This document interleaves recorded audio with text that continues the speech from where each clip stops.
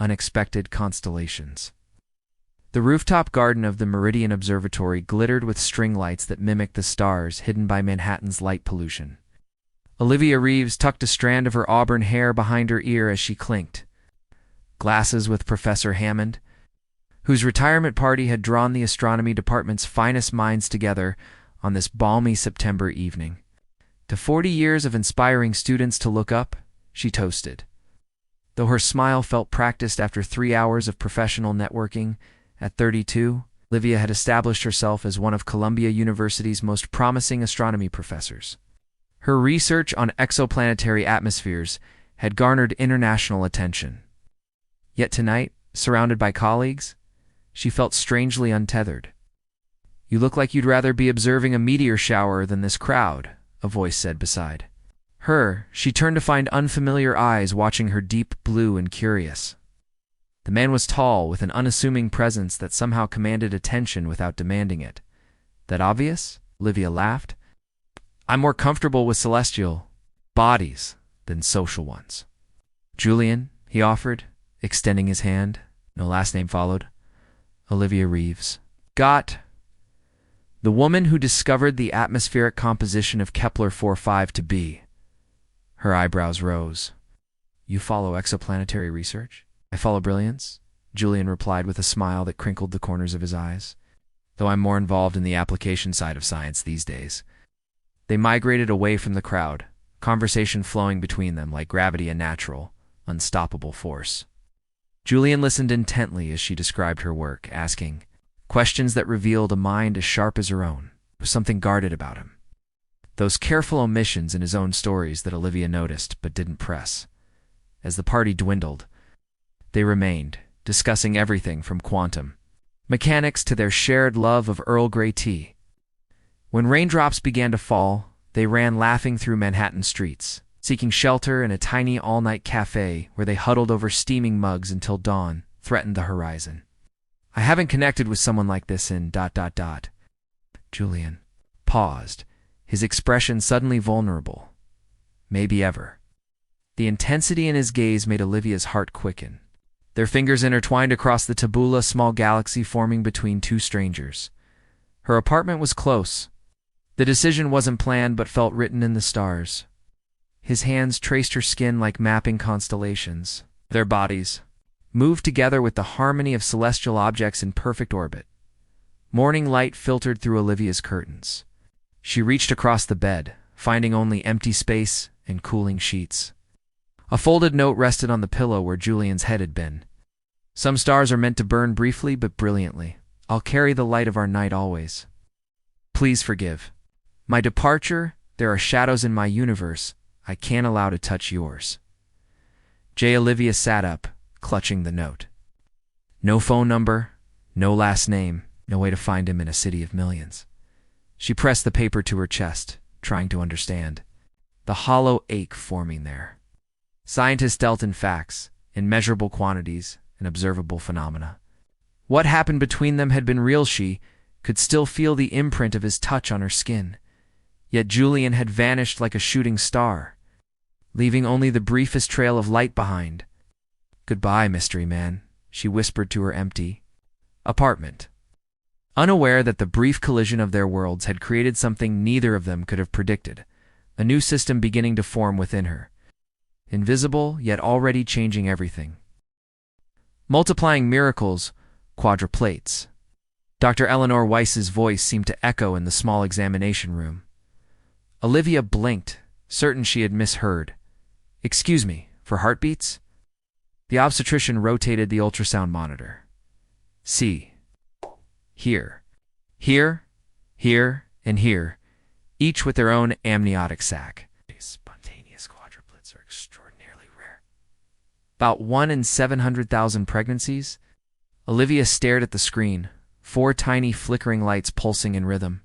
She was a scientist, accustomed to calculating improbabilities. Yet nothing had prepared her for this statistical anomaly growing inside her. "I need to sit down," she said, already sitting. "You are sitting, dear," Dr. Weiss replied gently. The next few days passed in a blur of medical terminology, risk assessments, and pamphlets outlining the dangers of multiple births. Higher-risk specialist appointments were scheduled. Leave of absence paperwork was filed with the university. Through it all, Olivia moved as if observing herself from a distance, detached yet hyper-aware in her apartment. She stood before her whiteboard, where equations and astronomical calculations had been replaced with lists. Essential baby items multiplied by 4 potential names, financial projections that made her stomach clench. "This is impossible," she whispered to her reflection as she studied her still flat abdomen in the bathroom mirror. "I can't raise 4 babies in a 1-bedroom Manhattan apartment on a professor's salary."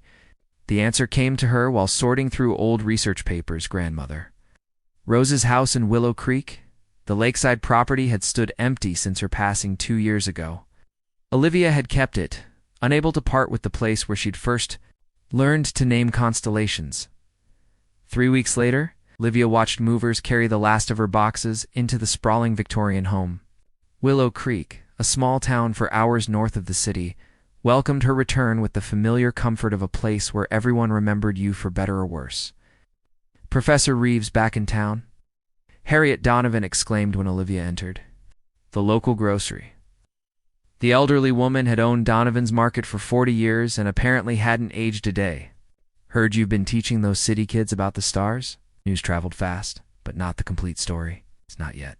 Taking a sabbatical to work on research," Olivia explained, the half-truth sitting uncomfortably on her tongue. "Well, your grandmother would be pleased to see that old house with lights on again." By her 4th month, Olivia's condition became impossible to conceal. Her belly grew at an alarming rate, drawing curious glances at the post office and whispered conversations that ceased when she entered the local diner. It was Francine Porter, the town librarian and her grandmother's oldest friend, who finally addressed the elephant in the room during Olivia's visit to the library. 4 babies, Francine stated, rather than asked, sliding a stack of parenting books across the counter. "I've taken the liberty of ordering these for you." Olivia's eyes widened. "How did you? Dr. Weiss is my niece." Doctor-patient confidentiality doesn't extend to great-aunts, apparently. Francine's eyes softened. "This town raised you once, Olivia. We'll help raise them too." The floodgates opened. By sunset, casseroles appeared on her porch. The following day, Benjamin Rutherford, the high school's woodshop teacher, delivered for handcrafted cribs. A quadruplet shower was organized at the community center, where Olivia received enough diapers to build a small fort. Her colleagues from Columbia called regularly, offering to mail research materials and lecture notes. But as her pregnancy progressed, astronomy seemed increasingly distant, a different life lived by a different woman. At night, Olivia would waddle to the dock behind her grandmother's house, lowering herself carefully to sit beneath the star-filled sky. The lake reflected the constellations like a perfect mirror, making her feel suspended between 2 heavens. "Who are you?" she would ask the night, thinking of Julian's deep blue eyes and the cryptic note he'd left. "Where did you disappear to?" Sometimes, when the babies were particularly active, kicking and rolling like a cosmic storm inside her, Olivia imagined they were responding to the gravitational pull of the moon or the distant song of celestial bodies. "Your father loved the stars too," she told them, stroking her rounded abdomen. "Wherever he is." As her due date approached, her grandmother's house transformed. The study became a nursery filled with 4 of everything. Freezer meals were stacked with scientific precision. A rotation schedule of town volunteers was established for the first 3 months after delivery. Olivia had calculated the probability of raising quadruplets alone and found it nearly impossible. But here, surrounded by the unexpected community that had materialized around her, new calculations were emerging, different variables, new constants. She may have lost one mysterious connection that night in Manhattan, but for new ones were forming, along with a constellation of support she never expected to find back home in Willow Creek. "The revelation just need to monitor you overnight," Dr. Trent explained, adjusting the fetal monitors strapped across Olivia's enormous 30-week belly. "Your blood pressure is concerning, and with quadruplets, we don't take chances. Preeclampsia." The word hung in the air of the hospital room like a dark cloud. At 30 weeks, the babies were still too small for an ideal delivery. but large enough that they might survive if an emergency delivery became necessary. Try to rest, the nurse advised before dimming the lights. Rest. Olivia almost laughed. How could she rest when 4 tiny lives depended on a body that was beginning to betray them all? She reached for the remote, hoping the mindless distraction of television might lower her blood pressure. The hospital room's small TV flickered to life, tuned to a news channel where a press conference was in progress. After 8 months of speculation surrounding his disappearance, tech mogul Julian Hargrove has returned to the public eye, the anchor announced. Hargrove is addressing allegations of corporate espionage that surfaced prior to his sudden departure from Nebula Technologies last year. Olivia's finger froze over the channel button. Julian Hargrove. The name meant nothing to her, but the face appearing on screen, that face she knew. Those eyes. That smile, with its slight crookedness on the left side. Julian. Her Julian. I left because I needed to evaluate what Nebula had become under my leadership, the man on the screen was saying. His voice, the same voice that had discussed quantum physics with her until dawn, sounded strained, formal. The allegations against our research division were deeply troubling. Needed time away from public scrutiny to conduct a thorough internal investigation. Olivia's heart hammered against her ribs. The fetal monitor began beeping more rapidly. Mr. Hargrove, where have you been all this time? A reporter called out. A flash of the unguarded man she'd known crossed his features. Finding my moral compass again, living simply. Remembering why I started this company in the first place, to help people, not to profit from them. The camera panned out to reveal a stage with a massive screen behind him, displaying Nebula Technologies' logo, a stylized spiral galaxy. Beneath it, text proclaimed, announcing Nebula Scan, revolutionary non-invasive fetal monitoring technology. Today, I'm proud to announce that Nebula Technologies is redirecting its resources. Our first initiative is a breakthrough in prenatal care technology that will make higher-risk pregnancies safer for both mothers and babies. Olivia's hand flew to her mouth as the monitor beside her continued its frantic beeping. A nurse rushed. In concern, etched on her face. Professor Reeves, your heart rate just spiked. Are you feeling okay? Olivia pointed wordlessly at the television. Oh, the Hargrove announcement. The nurse nodded. Exciting stuff. They say his technology could revolutionize how we monitor complicated pregnancies like yours. I know him, Olivia whispered. Everyone knows Julian Hargrove, the nurse replied, misunderstanding as she checked the monitors. Tech genius, billionaire, disappeared last year in that big scandal. Some people thought he was dead. No, I mean I know him, personally. Words felt strange leaving her mouth. Did she really know him? The Julian she'd met had given no indication he was a famous tech mogul. The nurse's eyebrows shot up. Well, he's their father, Olivia blurted, gesturing to her belly. These 4, they're his. The nurse's mouth formed a perfect O. Does he know? No, Olivia replied, her eyes drawn back to the screen where Julian continued speaking. About his company's new direction, he has no idea. Later, alone in the darkness of her hospital room, Olivia replayed every moment of their night together. How had she not recognized one of the most influential tech entrepreneurs in the country?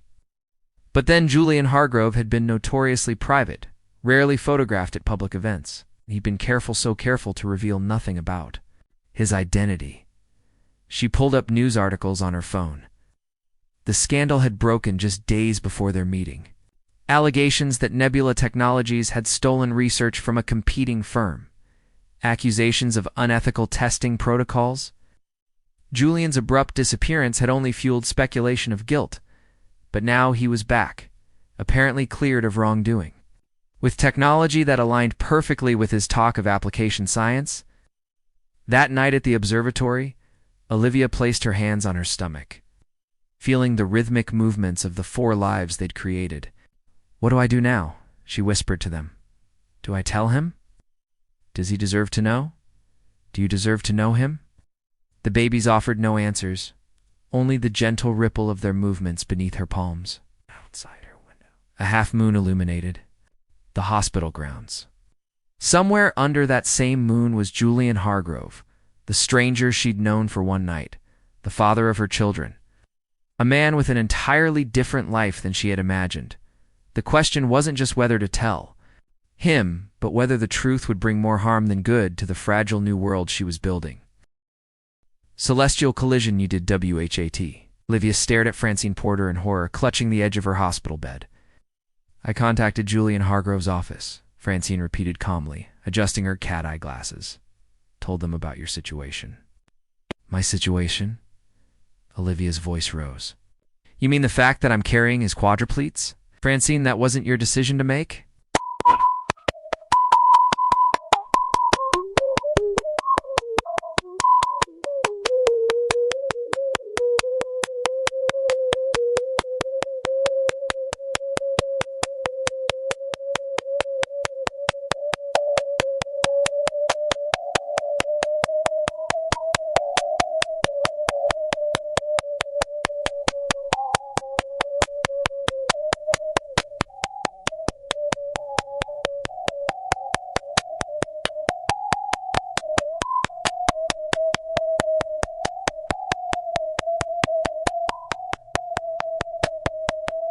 I told them about your preeclampsia and that you're an ideal candidate for their experimental monitoring system. I merely mentioned you had a personal connection to Mr. Hargrove. The rest was ... inference. 3 days had passed since Olivia's revelation. 3 days of doctors monitoring her deteriorating condition. 3 days of weighing impossible choices about a man she barely knew, yet was irrevocably connected to. This isn't some romance novel plot. This is my life, their lives. Olivia gestured to her belly, where the quadruplets continued their synchronized swimming routine, blissfully unaware of the drama unfolding. Which is precisely why you need the best medical care available, Francine countered. Care that his company happens to provide. Besides, she added, glancing at her watch, it's rather a moot point now. What do you mean? The door to Olivia's hospital room swung open. Dr. Trent entered, followed by 2 individuals in Nebula Technologies' lab. Coats. Professor Reeves, Dr. Trent began, these specialists are here about the experimental monitoring system we discussed. They fast-tracked your application. Olivia's protest died on her lips as a third figure entered the room. Julian stood in the doorway, his tall frame instantly familiar, yet somehow different in his tailored suit. Their eyes met, and recognition flashed across his face, followed by confusion, then shock as his gaze dropped to her pregnant belly. You, he breathed. Hello, Julian. Or should I say, Mr. Hargrove? Olivia managed, her voice steadier than she. Felt the specialists and Dr. Trent exchanged glances, sensing the charged atmosphere. Perhaps we should give you 2 a moment, Dr. Trent suggested, ushering everyone out. Francine shot Olivia a triumphant look before the door closed behind them. Silence stretched between them, filled only by the steady beeping of monitors. You're pregnant, Julian finally stated the obvious, still rooted to the spot. Quadruplets. Actually, Olivia watched his face carefully. Quite the statistical anomaly. Julian took a tentative step forward. Are they yours?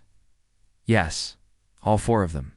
He sank into the chair beside her bed, running a hand through his dark hair, a gesture she remembered from their night together. I never knew your last name, she continued. Never knew you were Julian Hargrove, tech billionaire. It's just Julian, the man who talked about stars with me and then vanished. I never meant to, he began. Deceive me? Disappear? Father Quadruplets. And miss the first 7 months of my pregnancy? The hormones and stress of the past months fueled her words, which part wasn't intentional exactly. Julian winced. All of it. None of it. He leaned forward, elbows on his knees. When we met, I was living off the grid. The scandal at Nebulae needed to disappear while my team gathered evidence that we'd been framed by competitors. I couldn't risk being followed or having my communications monitored. So that night was real, he insisted, meeting her gaze. The only real thing in months of hiding and legal nightmares. I wasn't supposed to be at that party. An old colleague insisted I needed a night of normalcy. Then I saw you, talking about stars with such passion. He reached for her hand, hesitating. Before making contact, Olivia didn't pull away. I should have told you who I was. But for one night, I wasn't Julian Hargrove with all his problems. I was just a man fascinated by an extraordinary woman. You still left without a word? I left a note, he countered, the corner of his mouth lifting slightly, a very cryptic, very unhelpful note. Despite everything, Olivia felt a smile threatening. Not exactly useful for tracking down the father of one's spontaneous quadruplets. Julian's eyes widened as the reality sank in. For babies. We're having 4 babies. Olivia raised an eyebrow. I've been having 4 babies. You've been launching revolutionary medical technology and clearing your name? Technology I developed while thinking about you, he admitted quietly. After I left, I couldn't stop wondering what would have happened if I'd stayed. If I'd been brave enough to bring you into my complicated life. He gently placed his hand on her belly. As if responding to his touch, there was a flurry of movement beneath his palm. Julian's eyes widened in wonder. I've missed so much already, he whispered. Olivia's anger began to dissolve, replaced by the uncertainty of what came next. Julian, I don't expect anything from you. I've made arrangements. The town has been supportive. I want to be involved, he interrupted. If you'll let me. Not because of obligation, but because that night meant something to me. You meant something to me. Still do. The monitors beeped steadily as Olivia considered his words. She'd spent months preparing to do this alone, never daring to imagine this scenario. I don't need a billionaire swooping in to rescue me, she said finally. These babies and I will be fine either way. I know that, Julian replied. You're the most capable person I've ever met. I'm not offering rescue, Olivia. I'm asking for a chance to know you, all 5 of you, properly this time. No disappearing acts. No secrets. Before she could respond, one of the monitors began beeping rapidly. Dr. Trent rushed in, followed by the specialists. Blood pressure spiking again, the doctor announced. We need to start the experimental treatment now, if you're still agreeable, Professor Reeves. Julian stood, making way for the medical team. I'll be right outside, he promised. I'm not going anywhere this time. As the team worked to attach the innovative monitoring devices to her belly, Olivia realized that the stars that had seemed so cruelly misaligned were perhaps working toward something unexpected all along. New universe. Phoebe's finally asleep, Julian whispered, slipping into the lakeside porch where Olivia sat with 2 infants nestled against her chest. Sebastian is fascinated by his mobile, and I think he's plotting how to take it apart already. Like father, like son, Olivia smiled, glancing up at the man who had become her partner in the beautiful chaos of the past 6 months. The quadruplet Sebastian, Phoebe Celeste, and Orion had arrived via scheduled C-section at 34 weeks, small but mighty. Their names, a compromise between Olivia's love of celestial bodies and Julian's appreciation for classical mythology, suited the remarkable infants who had already developed distinct personalities. Julian settled beside her on the porch swing, gently taking Celeste from her arms. The baby girl sighed in her sleep, tiny fingers curling around her father's thumb. I still can't believe they're here, he murmured. We made these 4 perfect humans. For very loud, very demanding, perfect humans, Olivia corrected, adjusting Orion's position. Though I'm not sure the perfect part applies at 3 a.m. during a synchronized meltdown. Julian laughed softly. Even then, the past months had transformed both their lives in ways neither could have predicted that night at the observatory.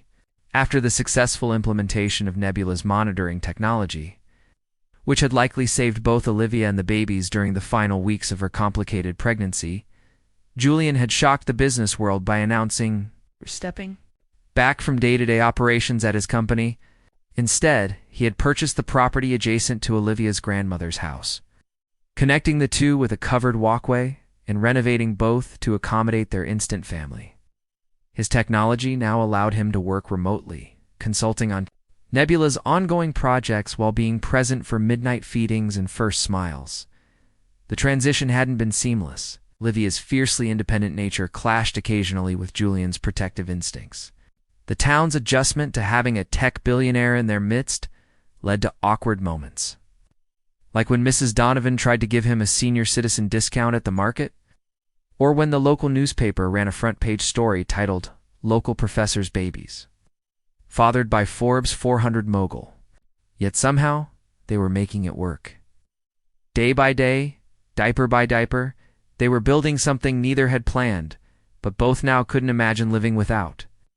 Professor Halsey called again, Olivia mentioned, watching the sunset paint the lake in golden hues. The department is holding my position. They're willing to extend my leave for another year.